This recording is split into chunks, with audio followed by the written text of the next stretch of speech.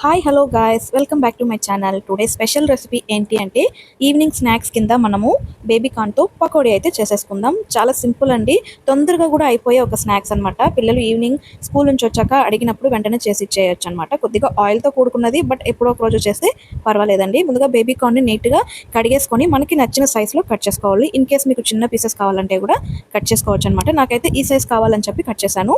So వీటన్నింటినీ cutting చేసుకున్న తర్వాత అందులోకి ఒక స్పూన్ వరకు శనగపిండి, ఒక స్పూన్ వరకు బియ్యపిండి, మనకు స్పైసీనెస్ని బట్టి కారము, కొద్దిగా సాల్ట్, అలాగే ఒక హాఫ్ టీ స్పూన్ వరకు జింజర్ గార్లిక్ పేస్ట్, వీటన్నింటిని వేసి బాగా మిక్స్ చేసుకోవాలన్నమాట. నేనైతే పసుపు వేయడం లేదు, ఎందుకంటే ఆయిల్లో డీప్ ఫ్రై చేసేటప్పుడు కొంచెం ఆయిల్ అనేది చేంజ్ అవుతుంది కదా అని చెప్పేసి పసుపు అయితే వేయలేదండి. మీకు కావాలంటే మీరు యాడ్ చేసుకోండి. వీటన్నింటినీ వేసిన తర్వాత ఒక స్పూన్ వరకు థిక్గా ఉండే పెరుగు అయితే యాడ్ చేసుకోండి. టేస్ట్ చాలా బాగుంటుంది. నన్ను నమ్మి ట్రై చేయండి, ఏం పాడవదు.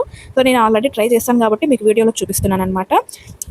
ఈ మిక్సింగ్ కోసం అయితే వాటర్ ఎక్కువగా పట్టదండి, జస్ట్ అలా స్ప్రింకిల్ చేసి మిక్సింగ్ చేసుకున్నామంటే సరిపోతుంది. మనం అలాగే ఒక 10 to 15 మినిట్స్ ఉంచినా పర్వాలేదు, లేదా స్ట్రైట్గా అలాగే వేసేసుకున్నా కూడా పర్వాలేదండి. మనకు ఆయిల్ వచ్చేసి ఎక్కువ హీట్ అవ్వకూడదు, లో ఫ్లేమ్లో ఉండకూడదండి. మీడియం ఫ్లేమ్లో పెట్టి ఆయిల్ అనేది హీట్ చేసుకున్నాక మనం మిక్స్ చేసి పెట్టుకున్న ఆ టెక్స్చర్ని అయితే మనము ఒక్కొక్కటిగా అందులో డ్రాప్ చేయాల్సి వస్తుంది. అవి వేసిన వెంటనే గరిట పెట్టి తిప్పేయకండి. ఇక్కడ మా పాపకి చాలా అర్జెంట్, తినేసి ట్యూషన్కి వెళ్ళిపోవాలని చెప్పేసి గరిట అయితే పెట్టేసింది అనమాట. సో నేను తర్వాత తీసుకొని వెయిట్ చేయని చెప్పాక హోల్డ్ అయింది. సో ఆ తర్వాత ఒక 5 మినిట్స్ తర్వాత మీరు చూసారంటే మంచిగా గోల్డెన్ బ్రౌన్ కలర్ వచ్చేసింది. ఈ టైంలో మనం బాగా ఫ్రంట్ అండ్ బ్యాక్ మంచిగా వేయించుకోవాలన్నమాట. ఇక్కడ మీరు చూసారంటేనే మనకు ఆ కలర్ చేంజ్ అవుతుంది, బాగా క్లియర్గా తెలుస్తుంది అనమాట. ఇన్ కేస్ మీరు ఫ్లేమ్ వచ్చేసి హై ఫ్లేమ్లో పెట్టారనుకోండి, పైన అయితే కలర్ వస్తుంది, లోపలైతే మనకు కార్న్ అయితే ఉడకదనమాట. సో అందుకని చెప్పేసి లో ఫ్లేమ్లో ఫ్రై చేసుకోవాలి.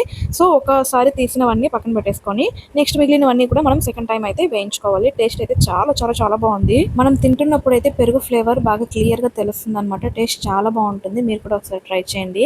అదేవిధంగా మీ దగ్గర పెరుగు లేదు అని అనుకున్నప్పుడైతే నిమ్మపండు ఉంటుంది కదా, ఒక హాఫ్ టీ స్పూన్ వరకు అది యాడ్ చేసుకున్నారంటే కూడా ఈక్వల్ అయిపోతుంది అనమాట. మీరు కూడా ఒకసారి ట్రై చేసి ఎలా వచ్చిందో నాకు కమెంట్ చేయండి. నేనైతే చాలాసార్లు చేశాను, బట్ వీడియో అయితే పెట్టలేదు, ఇదే ఫస్ట్ టైం అనమాట. మీకు ఈ వీడియో నచ్చిందంటే లైక్ చేసి ఛానల్ని సబ్స్క్రైబ్ చేసుకోండి. మరిన్ని కుకింగ్ వీడియోస్ కోసం నా ఛానల్ ఒకసారి విజిట్ చేయండి. ఇంతవరకు సపోర్ట్ చేసిన మీ అందరికీ చాలా చాలా చాలా థ్యాంక్స్ అండి. Bye bye. Thank you for watching guys. మీ సపోర్ట్ ఎప్పుడు ఇలాగే ఉండాలని మనస్ఫూర్తిగా అయితే కోరుకుంటున్నాను.